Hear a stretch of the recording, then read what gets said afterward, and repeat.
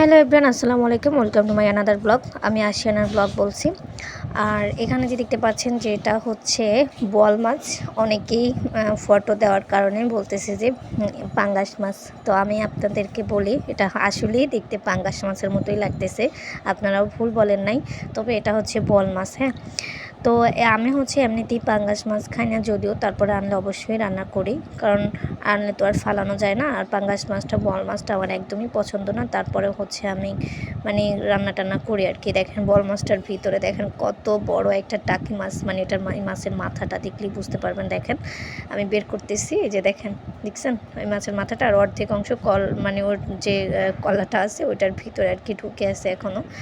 তো যাই হোক, এটা হচ্ছে পাঙ্গাস না, এটা হচ্ছে নদীর বড় বোয়াল মাছ। হ্যাঁ, ওই যে দেখতে পাচ্ছেন বাকি অংশ ওইখানে আছে, কিন্তু আমি বের করতে পারতেছি না, কারণ হচ্ছে বরফ, মানে এখনও ওইটা মানে বরফ হয়ে আছে, আমি বের করতে পারতেছিলাম না। অনেকক্ষণ এই যে কাটাকাটি শেষ করার পর তারপর হচ্ছে আমি ওইটা বের করতে পারছি।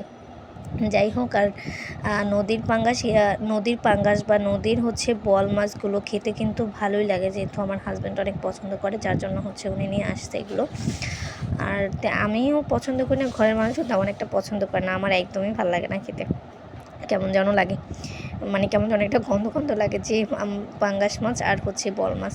কিন্তু বোয়াল মাছ অনেকেই শখ করে কিন্তু খায়। হ্যাঁ, অনেকে কিন্তু শখ করে বোয়াল মাছটা খায়। তো আমার যে মাছের উপরে যে একটা চুল দেখো, এটা তো আমি দেখতেই পাইনি, পরে দেখতে পারছি, তারপর হচ্ছে ফালাই দিছি। যাই হোক, প্রথমে ফার্স্ট আমি খেয়াল করে নিই, তারপর এটা পরে ফালাই দিছি।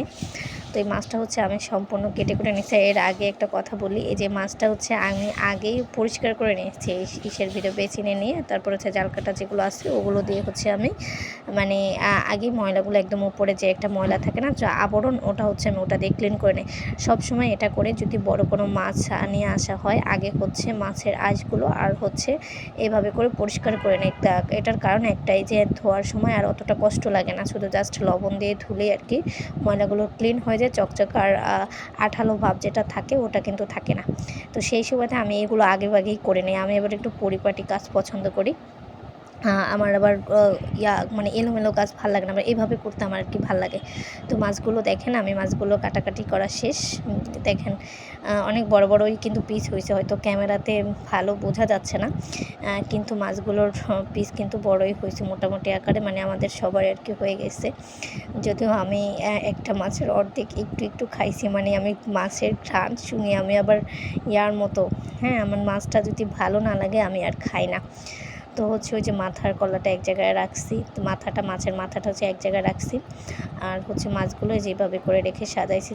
যেহেতু আমরা কন্টেন্ট ক্রিয়েটর, কী ভিডিও বানাবো সবসময় চিন্তায় থাকি, এই জন্য ভিডিওটা করেই নিলাম। সবাই ভালো থাকবে।